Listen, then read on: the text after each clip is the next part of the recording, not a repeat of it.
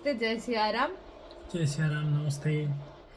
अनि अहिले चाहिँ रिसेन्टली दुईजना मान्छेले चाहिँ कन्ट्रीलाई बौलाउने ठिक्का चाहिँ लिइरहेको छ।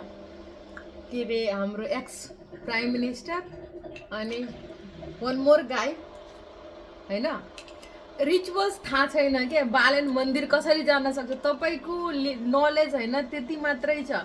बिकज तपाईँले त्यति नै बुझ्नुभएको छ मधेसी समुदायको कल्चरहरू डिफ्रेन्ट छन् भन्ने कुरा त अझ बुझ्नै बाँकी रहेछ। अनि सम्माननीय एक्स प्राइम मिनिस्टरले के भन्नुभयो भने त्यो धनुषा अनि महोत्तरीले चाहिँ गुइठा बाल्छ। अनि मेरो दिमाग चाहिँ त्यो क्लिप सुन्दाखेरि के लाग्यो भने गुइठा बाल्छ, गुइठा चाहिँ एटलिस्ट होइन गोबरलाई पनि रियुज कसरी गर्न सकिन्छ, त्यसलाई आगो बालेर खाना पकाएर त्यसपछि खरानीलाई खेतमा युज गरिन्छ। So that is more eco friendly. I just want to ask question to our ex prime minister कि तपाईँले बनाएको आइफेल टावरमा कति मान्छेले युज गरिरहेको थियो, त्यो रिसोर्सेस युज भइरहेको छ कि छैन भनेर क्या। मेरो त दिमाग यस्तो दुखिरहेको छ, यति दुखिरहेको छ। अनि वाइ त्यहाँ गुइठा बाल्ने मान्छेले झापामा आएर के गर्छ? यो इन्डाइरेक्टली हाम्रो एक्स प्राइम मिनिस्टरले कन्ट्रीमा रेसिज्म यसरी बढाइरहनु भएको छ नि। तर अब हामी त्यो लुफ्तुमा उहाँको के हुन्छ त्यो मोनोपोलीहरूमा फस्दैनौँ के, because we have become so wise. अब यो क्या छ, डिभिजन गरौँ, डिभाइड एन्ड रुल कसरी गर्न सकिन्छ, मधेसी र पहाडलाई कसरी लडाउन सकिन्छ, भिडाउन सकिन्छ, डिभाइड गर्ने रुल गर्ने सिस्टम हो जस्तो मलाई लागिरहेको छ। व्हाट डु यु से? ठिक हो, चुनाव आइरहेछ, बोलिरहनु भएको छ उहाँहरूले। तर देशको नम्बर 1 पार्टी, योभन्दा अगाडि लिडिङ पार्टी काङ्ग्रेस एमाले माओवादी भनेको लिडिङ पार्टी हुन्। त्यसका केन्द्रीय सदस्य र भावी के अरे गएको प्रधानमन्त्री, निवर्तमान प्रधानमन्त्री र भूतपूर्व प्रधानमन्त्री, पटक पटक प्रधानमन्त्री भइसकेको मान्छेको टिप्पणी, तपाईँले देशलाई कति वर्ष शासन गर्नुभएको हो, तपाईँको शासनकालमा तपाईँले के भन्नुहुन्थ्यो, मैले तुइन विस्थापन गरेँ, मैले ठाउँमा पुल बनाएँ, एमालेलाई सोध्नुपर्छ कुन कुन ठाउँमा विकास भएको छ, हामी भनिदिन्छौँ। भन्नुहोस् न, महोत्तरीको क्षेत्र नम्बर 1बाट एमाले जितेको हो, अगाडिको चुनावमा म त्यहीँको भोटर हो। धनुषाको कुरा गर्दै हुनुहुन्छ, धनुषामा रघुवीर महाशय र जुली महतोले पटक पटक जित्नु भएको छ। तपाईँको कार्यकर्ताले विकास गर्न नसकेको होइन, तपाईँको कार्यकर्ताले जनतालाई अशिक्षामा राखेको होइन।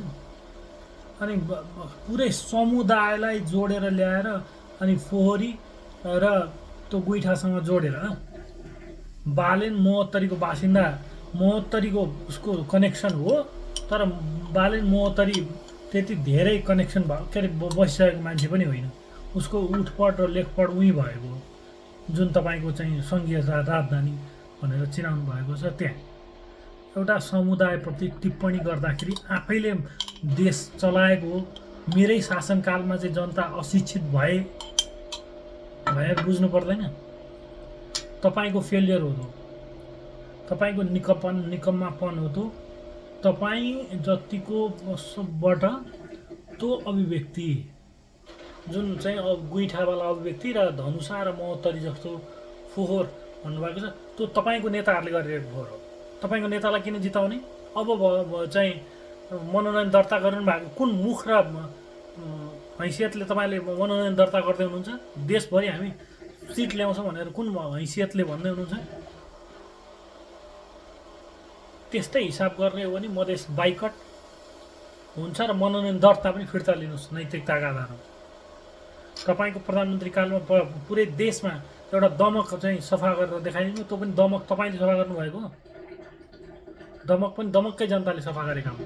कुनै पनि राज्य दायित्वबाट राज्यले दायित्व वहन गरेर चाहिँ राम्रो काम गरेको छैन। रहेको कुरा महेश बस्नेतको, तपाईँ अलिकति मानसिक सन्तुलन गुमाइसक्नु भएको छ। राष्ट्रिय पार्टीबाट तपाईँका वरिपरिका मधेसी समुदायका नेताहरू को छन् एकचोटि टेलिफोन गरेर सोध्नु भएन लेख्नुभन्दा अगाडि? कति दिनको चाहिँ बाबुमा मरिसकेपछि क्रिया गरिन्छ, जबकि यो नयाँ थिएन। बालेन शाहले चाहिँ बालेन्द्र शाहको पिता स्वर्गवास भइसके पछाडि उहाँ 13 दिनसम्म किन चाहिँ क्रिया बस्नु भएन?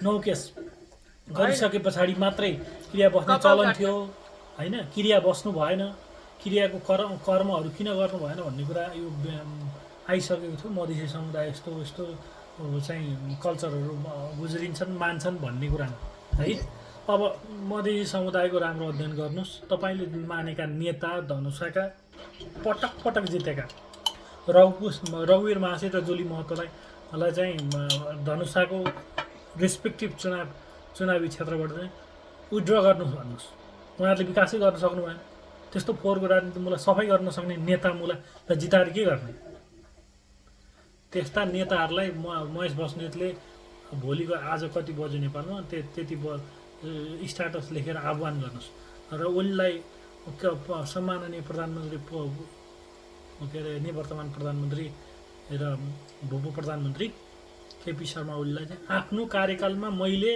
धनुषा र महोत्तरी विकास गर्न सकिनँ भन्ने आत्मकलन छैन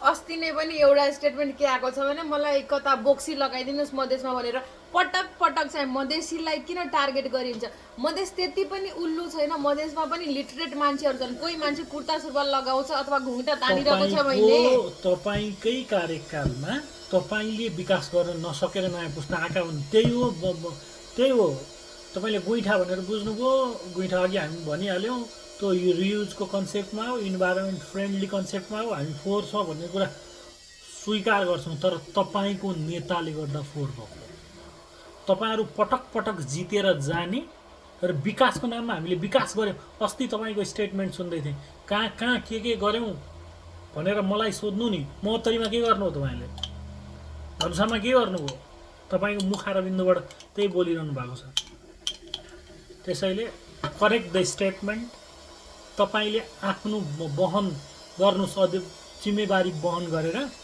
अब नयाँ पुस्तालाई मैले छोडिदिएँ भने उत्तरदायी देखाइदिनुहोस् विड्र गरिदिनुहोस् प्रोसेस नै विड्र गरिदिनुहोस् चाहे त्यहाँ बालनले जितोस् चाहे त्यो रुख चिन्हबाट उठ्नु भएको अर्कोले जितोस् चाहे त्यो नेकपाले उठोस् चाहे त्यो समीर तामाङ भन्ने हुनुहुन्छ चाहिँ श्रम संस्कृति पार्टीबाट उठ्नुभएको माटो चुनाव चिन्हले उहाँले जित्नुहोस् उहाँहरूको बिचमा कम्पिटिसन गराउनुहोस् मैले महोत्तरी र धनुषा विकास गर्न सकिनँ भनेर आत्मवहन गर्नुहोस् र आत्मस्वीकृति गरेर सबै धनुषा र महोत्तरीको सम्पूर्ण चिन्ह धनुषा महोत्तरी मात्र होइन मधेसका सम्पूर्ण गुइठा बाल्ने सम्पूर्ण भूभाग मधेस मात्रै भन्दिनँ पश्चिम तराईमा पनि चाहिँ गुइठा बाल्ने चलन छ पश्चिम तराईदेखि लिएर पूर्वी तराईसम्म गुइठा बाल्ने चलन छ त्यहाँ सबै गुइठा बाल्ने चलन चल्ती भएका सम्पूर्ण उम्मेदवारी फिर्ता लाउनुहोस् अब के छ भने एभ्रिथिङ डिपेन्ड्स अपन द झापाको मान्छे झापाको public and the thing is अब हामी चाहिँ बेवकुफ नहुने के रेसिजम बिहेभियर गर्दै नगर्ने डिभाइड एन्ड रुल खेल्नै नदिने बिट लाइक अब त हामी बुझ्नुपर्छ नि मान्छे भन्छ नि एजिङ लाग्छ क्या एजिङ भनेको एउटा बुढेसकाल लागेपछि मान्छे नि दिमागी सन्तुलन गुमाउन पनि एउटा सिम्टम्स छ क्या लोकतन्त्र भन्नुहुन्छ लोकतन्त्रको पक्षधर तपाईँ हो 14 वर्ष जेल बसेको तपाईँ हो तपाईँको अभिव्यक्ति त्यस्तो सन्तुलित अभिव्यक्ति हो त तपाईँले अरूलाई भन्नुहुन्छ छिटोली हाहार हो तपाईँको सन्तुलित अभिव्यक्ति हो तपाईँको सन्तुलित अभिव्यक्तिले दिएको चाहिँ आधार त्यही हो तपाईँले मधेसलाई बुझेको त्यही हो तपाईँको विभिन्न ठाउँमा तपाईँले शिलान्यास र उद्घाटन गर्नु जानुभएको छ विभिन्न ठाउँमा तपाईँले दिएको अभिव्यक्ति त्यही हो गुइठा बाल्ने ठाउँबाट आएको मान्छेले के बाल्न सिकाउने गुइठा बाल्न सिकाउने भनेर तपाईँले 13जना मारेर चाहिँ नैतिकताको आधारमा अझै पनि तपाईँले हत्यारा को भन्न सक्नुहुन्न प्रधानमन्त्री आफ्नै कार्यकालमा हुँदाखेरि चाहिँ फर्स्ट दिन गोली चलाएर ताकी गोली चलाएर ढाल्ने मान्छेलाई अनि त्यसको एन्सर नदिकन जलाउने को एन्सर खोज्दै रहनुहुन्छ जलाउने हामी थियौँ त्यस्तो तपाईँको अभिव्यक्तिले अझै तपाईँ जल्नुहुन्छ भन्नु केही पनि छैन पुरै कन्ट्रीमै आगो लगाएको छ नि यार